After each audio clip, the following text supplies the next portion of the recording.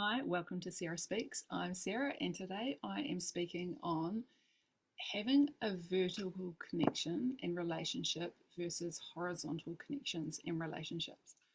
And like my thoughts kind of are coming from a passage in the Bible that's in 2 Corinthians chapter 4. This is from the ESV translation. And these are some of my favorite verses. And I'm just going to read for you verses 16 to 18. It says here, "So we do not lose heart. Though our outer nature is wasting away, our inner nature is being renewed day by day. For this slight momentary affliction is preparing for us an eternal weight of glory beyond all comparison, as we look not to the things that are seen, but to the things that are unseen. For the things that are seen are transient, but the things that are unseen are eternal." And I find, like, as with most wisdom books, it's really easy to read something and it sounds really good and we're like, yep, this is encouraging. But then the actual taking of that and applying it is, there's a gap there that we need to fill. And it's really difficult in this physical life, I think, to be putting your focus and attention on things that you can't see. I'm a mum. I've got a husband. I live in a house. I do work, right? I've got a car. I need to eat food. All of these things are really, they're obviously physical things. They're physical things that we have to put a certain amount of care and attention into. Like, we live in a physical world. We have to put our attention on things that we can touch and taste and handle. It's just the way it is. But how do we get to a place where we can see beyond what's physical? So, yes, I need to eat and drink on a physical level, but what about on a spiritual level? Like, how am I spiritually, like, eating and drinking? And I think a lot about vertical connection versus horizontal connection, and vertical relationship versus horizontal relationships. And by horizontal relationships, I mean relationships between me and people in my life, between me and my children, between me and a work colleague, between me and my husband, between me and someone in my church. Like, these are all horizontal connections. And what we do in life, and again, to a certain degree, there's absolutely nothing wrong with this, because this is life. We live in a physical world. We have to care about these things, and we have to form relationships with people. Like, community is paramount to a happy, satisfied life, I think. Good relationships, we need them. But what also happens in relationship, any relationship, there's friction. It's not always happy, and sometimes we get betrayed by people that are really close to us.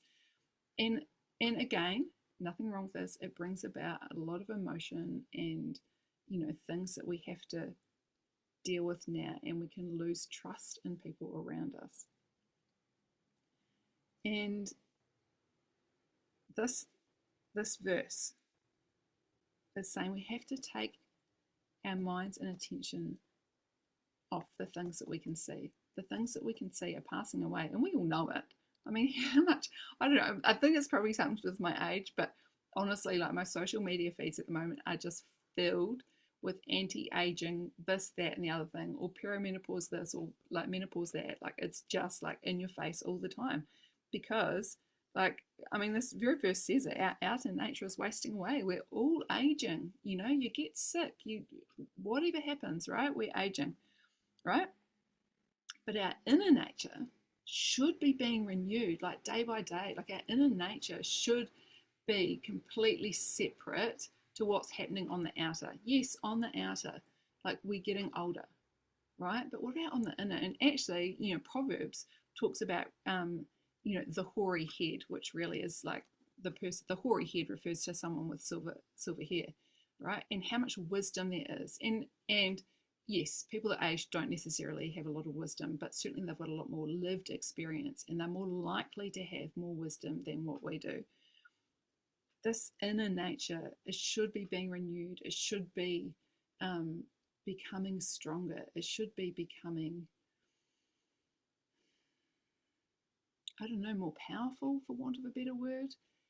because it's like this. If you think about a spiritual connection with God, like I often think about how God says, you're the temple that I want to dwell in. And there's lots of places. It's not just the verse. Pretty sure that's Second Corinthians that talks about our bodies are a temple that God wants to dwell in. He talks about it in lots of places, and Jesus talks about it as well in the Gospel of John, talking about like the Father dwelling in us, and what does that mean for us when we can create space for God to actually dwell within us? Like, what does that even mean? And God is not going to dwell in us, right? If we only have all our focus on the physical, on what we can see. And like, I've had absolute miracles occur in my life when I've been able to take my focus just simply off what I can see, and what to my perception appears that I can only go from A to B to C, right?